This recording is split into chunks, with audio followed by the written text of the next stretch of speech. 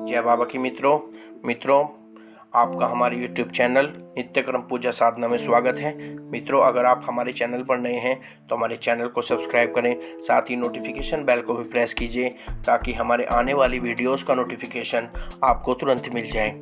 मित्रों, आज जो हम विषय लेकर आए हैं वो विषय ये है कि देखिए, पूजा में नित्य हम कुछ गलतियाँ करते हैं, लेकिन उन गलतियों का हमें भास नहीं होता, जिस वजह से हमें पूजा का पूर्ण फल प्राप्त नहीं होता। तो मित्रों, ये छोटी छोटी त्रुटियाँ होती हैं जो अधिकतर घरों में देखी जाती हैं।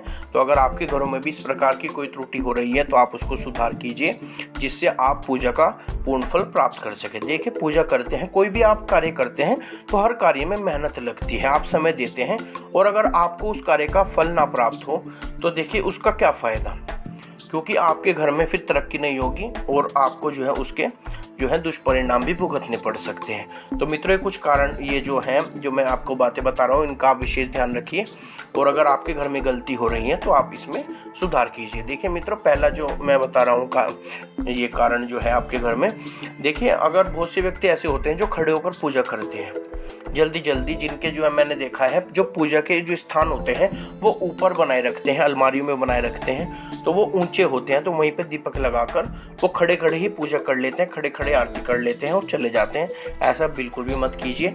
बिना खड़े बैठकर बिना आसन जमाए पूजा नहीं करनी चाहिए, खड़े होकर पूजा नहीं करनी चाहिए कभी भी।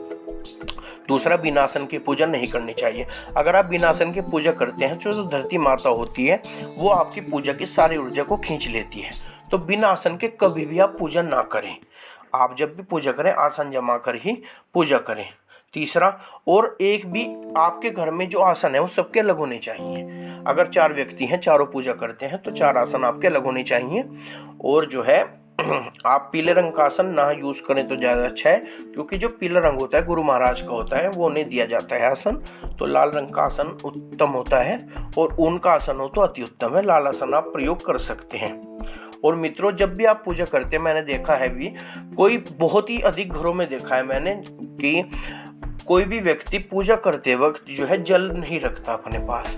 तो देखिए, एक छोटी लोटिया में, ये बड़ा लोटा नहीं कह सकते, एक छोटी लोटिया ले आइए आप बाजार से, या तांबे की लोटिया अति उत्तम होती है, छोटी सी आप लोटा बाजार से तांबे का ले आइए अगर आपके यहाँ नहीं है, और उसमें आपको जल भरकर अपने पास जरूर रखना है, क्योंकि जो शक्ति आती हैं जब आप पूजा करने के लिए बैठते हैं तो वो उस जल में अपना आशीर्वाद फूंक लगाकर वो जाती हैं, उसमें आशीर्वाद प्रदान करके जाती हैं। जो भी शक्तियाँ, गण, देवी देवता के गण पूजा स्वीकार करने के लिए आते हैं, तो वो उसमें अपनी जो आशीर्वाद है वो देकर जाते हैं, फूंक लगाकर जाते हैं।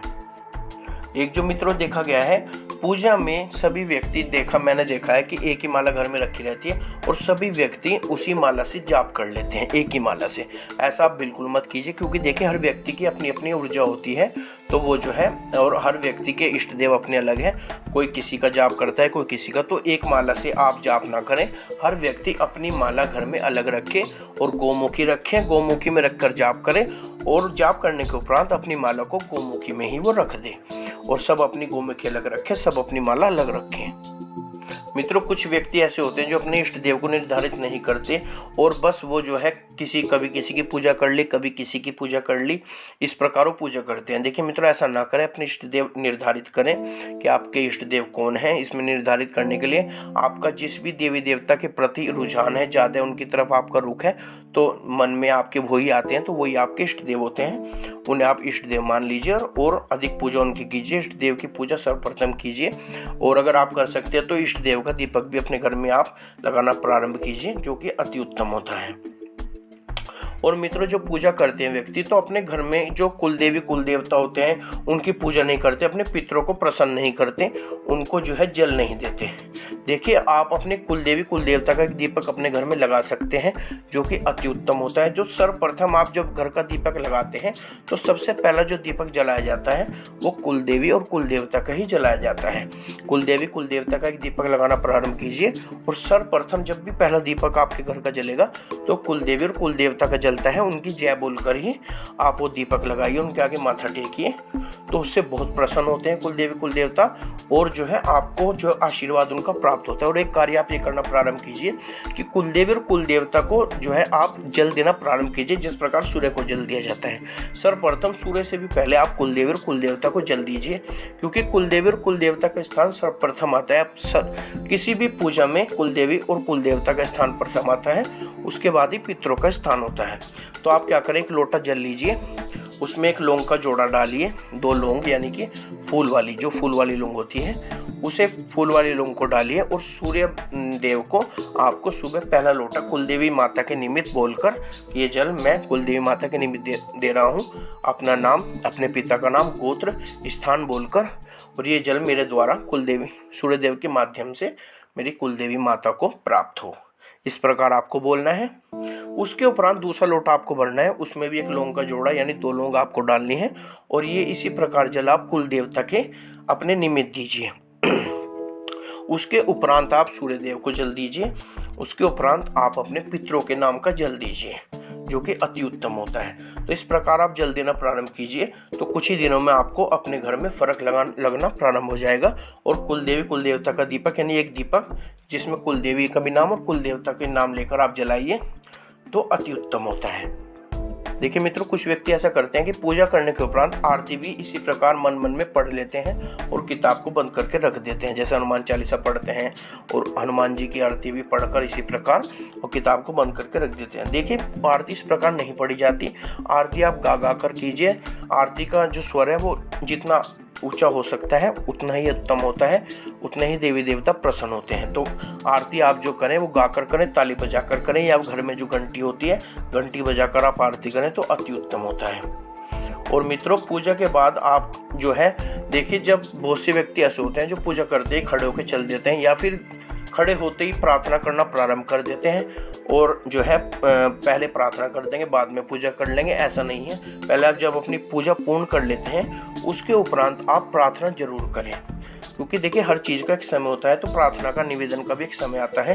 तो जब आपकी पूजा पूर्ण हो जाती है तो देखिए उसके बाद आप अपनी जो भी आपकी प्रार्थना है, कार्य है, जो आप प्रभु से कराना चाहते हैं कि आप चाहते हैं कार्य हो जाए, तो वो कार्य आपको कहने हैं, भगवान से प्रार्थना करनी है जो भी आपकी प्रार्थना है। उसके उपरांत आप माथा टिकाकर खड़े हो जाइए, माथा टिकाइए, और जो आपका आसन है उस पर भी माथा टिकाइए और जो है अपना आसन रख दीजिए। और अगर आप एक बराबर में आसन दे सकें तो अति उत्तम होता है, क्योंकि जो भी देवी देवता गण पितृ महाराज हमारी पूजा स्वीकार करने के लिए आते हैं, अगर आप पितरों की गायत्री भी करते हैं तो उन्हें आसन देना आवश्यक होता है। तो एक आसन दे दीजिए, तो उन पर सभी देवी देवता विराजमान हो जाते हैं और आपकी पूजा को स्वीकार करते हैं, इत्मीनान से आपकी पूजा सुनते हैं, आरती सुनते हैं। उसके उपरांत ही वो जो है जाते हैं और अपनी पूजा में कुछ न कुछ भोग प्रसाद रखकर जरूर बैठिए। चाहे आप थोड़ा 2-2 दाने पंचमेवा के 5 प्रकार की ले आइए, और ज़्यादा नहीं तो 1-1 या 2-2 दाने भी आप 5 तरह की मेवाओं के रखकर और अपने पूजा घर में रख दीजिए। तो जल भी और ग्रहण करेंगे और प्रसाद ग्रहण करेंगे और आपकी पूजा को स्वीकार करके ही जाएंगे।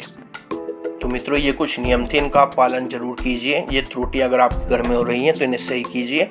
तो देखिए आपकी पूजा में कुछ ही दिनों में अगर आपके ये गलती हो रही है इन्हें सुधार कीजिए तो आपको पूजा का फल मिलना प्राप्त हो जाएगा। देखिए मित्रों, ऐसा होता है कुछ घरों में, बहुत आपने देखा होगा, पूजा भी नहीं करते तो भी जो है उनके घर में किसी प्रकार की कोई वो नहीं होती और सब मौज मस्ती रहती है, पूरी जो है धन धान्य पूरा भरपूर रहता है। तो व्यक्ति सोचते हैं कि ऐसा कुछ नहीं है, पूजा पाठ करने से कुछ नहीं होता, वो पूजा नहीं करता वो तो पूरा खुश रहता है।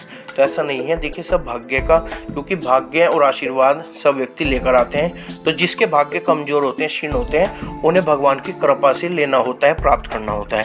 अगर आपका भाग्य कमजोर है तो आप भगवान की भक्ति कीजिए, तो भगवान की भक्ति से आपको प्राप्त होगा, उनकी कृपा से प्राप्त होगा।